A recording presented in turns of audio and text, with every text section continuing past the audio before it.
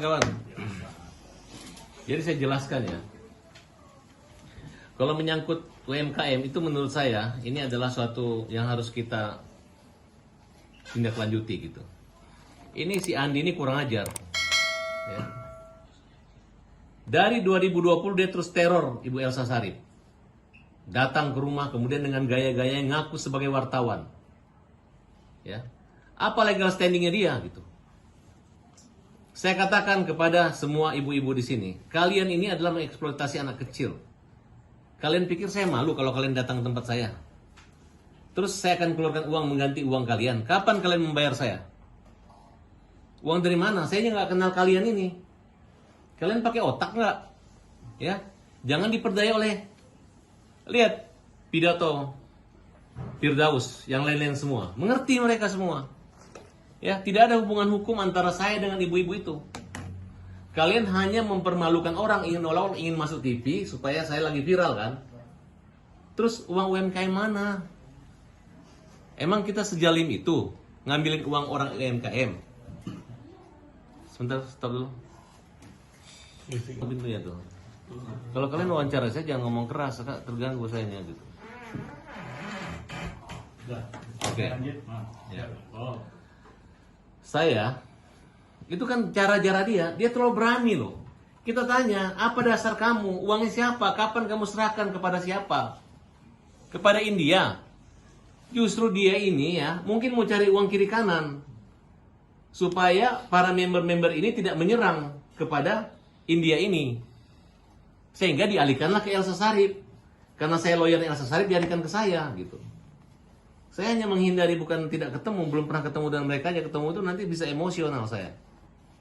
Bagaimana kalau kalian tidak pernah ngambil uang, tidak pernah tahu uangnya orang, tiba-tiba kalian ditagih. Dibilang 80 miliar, kan tidak nyambung. Kalau memang kamu punya bukti di uangmu ada 80 miliar di situ, ya tinggal laporin aja ke polisi. Susah amat. Kan pakai pengacara. Katanya juga Novi mau bantu. Silakan aja bantu Novi. Ini karena akibat daripada ini Sumargo datangin rumah gue, pakai wartawan dan pakai podcast itu, ya. Itu dampaknya begini gitu. Makanya saya sama Denny Sumargo saya kasih keras kamu. Kamu telah mencederai tatanan kehidupan saya dengan cara-cara yang menurut saya tidak lazim. Kamu gunakan popularitasmu dan follower kamu untuk memberi contoh yang negatif sehingga mereka meniru seperti itu. Tapi persoalan saya dengan Denny itu tersendiri. Tapi persoalan saya dengan Andi Ripaldi dan ibu-ibu ini, termasuk anak-anaknya akan saya laporin. Emang kalau kamu menangis, terus kamu sedih, kamu teriak, emang saya yang zolim sama kamu? Emang Tuhan tidak tahu? Emang kita tidak celaka kalau tidak zolim sama kalian? Emang kita tidak malu, ya? Janganlah dengan cara-cara seperti itu, tidak bagus. Kalian dari RT mana? Saya nggak ada pernah ngontak minta tolong sama Pak RT di sini, tolong diamankan saya karena saya merasa tidak bersalah. Tidak nyambung. Kamu bisnis apa? Bisnis top up UMKM apa? Apa yang kamu dapat? Kamu ngumpulin uang orang, kamu dikejar orang. Apa yang bertanggung jawab? Sedangkan pengacaranya yang India ini aja merasa tidak ada hubungan hukum dengan kalian. Kok kalian hanya gara-gara kuasa disuruh sama Sanjay sehingga kalian mengatakan bahwa uang itu ada di, selalu menyebut nama saya. Mereka udah laporin ini, udah dilaporkan, nggak ada nama Farhad Abbas dilaporin. Paham nggak? Saya lawyernya Elsa Sharif, ya. Kemudian saya sudah tahu bahwa memang ada transfer dana ke Elsa Sharif sebagai jasa lawyer. Ada kontraknya, ada konfirmasinya, ada surat pernyataannya, apalagi. Hanya kekerasan hati dan kepala dan keberanian si Andi berani datang di sini. Ini anak ibu-ibu nggak ada uang disodor-sodorin seperti itu buat apa? Kalian nggak mengerti. Terus kalau kalian begitu terus saya malu? Enggak lah, gue nggak malu. Tiap hari kamu seperti ini, apakah begitu cara-cara Indonesia? Saya sudah laporkan ke Polres Jakarta Selatan dan ke Polres Jakarta Utara. Ini namanya pemerasan. Andi, ini pemerasan ya. Kau giring ibu-ibu untuk memeras kita. Kamu giring ibu-ibu untuk memeras kita. Tidak baik. Hanya kita aja nggak mau berantem. Karena kalian bawa ibu-ibu anak kecil. Ya, tidak bagus itikadnya. Saya masih meragukan kenormalan kamu, Andi. Tidak normal. Tidak ada orang seberani kamu. Berani menggiring wajah menemoto-moto. Kamu menghina-hina. Tunggu waktunya. Kau di penjara, Andi. Kau di penjara. Percayalah sama saya. Dan lama-lama ketika klien ini pada sadar bahwa uang menagih itu bukan kepada Elsa Sharif atau kepada Vidi atau kepada Farhat, tapi kepada perusahaan PT, baru menyadari kamu yang menghalangi mereka untuk menagih kepada orang itu. Kamu giring ke kita semua, ya. Jadi kita nggak takut, ya. Dan hati-hati aja, ya. Ibu-ibunya juga dipidana, anak-anaknya bisa kita pidana kok. Lain halnya kalau gue bikin PT, gue ngumpulin duit, ada bukti transfer ke gue ngurus, gue pernah ketemu kalian. Ini perkara 2019. Nggak ada kaitannya sama saya, gitu. Dan lagian juga teman-teman media ini ngapain percayain gitu-gitu. Kalau memang itu sebagai berita dan pencarian kan pendapatan kalian, nggak masalah. Saya hadapi dengan klarifikasi. Gue nggak takut, gue datang. Dan ibu-ibu itu udah gue laporin ke Polres, tinggal pemeriksaan saja. Nanti kamu malu. Uang saya di Farhat, mana bukti uangmu di Farhat Abbas? Mana bukti uangnya? Mana perjanjian kamu dengan perusahaan? Malu. Itu uang sebenarnya uang angus. Gara-gara kalian ditipu. Kebetulan aja orangnya bebas. Kenapa bebas? Karena mengaku perdagangan, iklan. Dianggap membayar iklan. Nah, mereka menjanjikan orang mengajak member-membernya seolah-olah investasi. Yang pasti uang akan kembali. Nggak mungkin lah.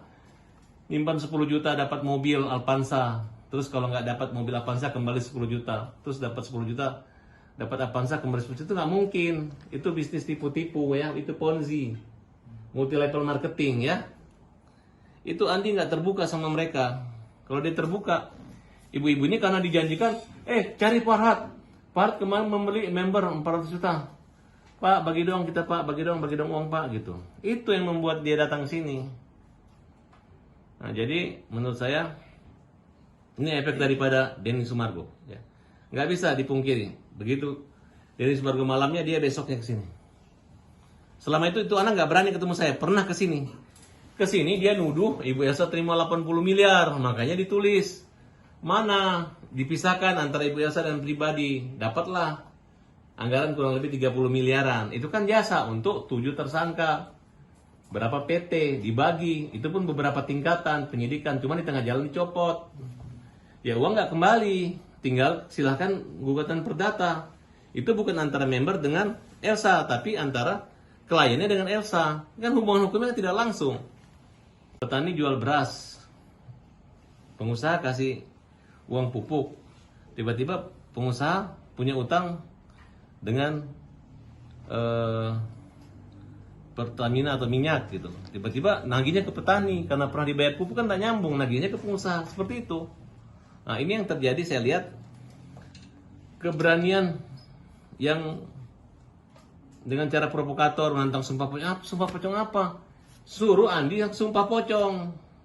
Ceritanya itu yang kau karang atau yang seperti yang kau karang-karang itu, kau jujur nggak gitu, ya kan? Kamu jujur nggak, Andi? Kau sumpah pocong kepada orang bahwa memang uangnya itu di Farhat gitu. Kamu rekayasa. Saya curiga kamu udah terima uang. Dan inilah bagian kamu untuk memeras India supaya daripada saya kejar ke kamu, mending kejar ke Farhat dan Elsa, kan begitu. Udah mudah kebaca kok. Kita minta kepolisian untuk segera menindak Andi. Dan kalau bisa ditangkap. Tiap hari dia bikin seperti ini. Tiap hari. Kalau nggak di rumah saya. Dulu juga dia pernah bodoh-bodohin. Ditipu-tipu Bang Hercules. Katanya uang dia 50 miliar. Sampai teman-teman organisasi mengepung rumah Elsa. Ternyata suratnya semua palsu. Andi, kau dengan klienmu itu, yang India itu, kau berdiri di sini di TV, ya semua. Ngomong, silakan ngomong. Bilang Elsa menerima titipan uang. Bilang. Panggil Elsa Sharif, adu bukti, adu surat. Jangan kau sendiri.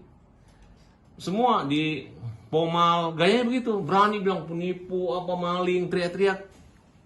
Nggak ada orang normal yang seberani kamu, Andi. Tidak ada orang normal seberani kamu. Dan ibu-ibu ini saya ingatkan ya, udah ada yang beberapa orang yang ikut nggak normal. Yang ditanya, kamu bahagia, nangis. Ditanya uang dari mana, nangis. Disuruhlah anaknya ribut sama saya. Ngapain?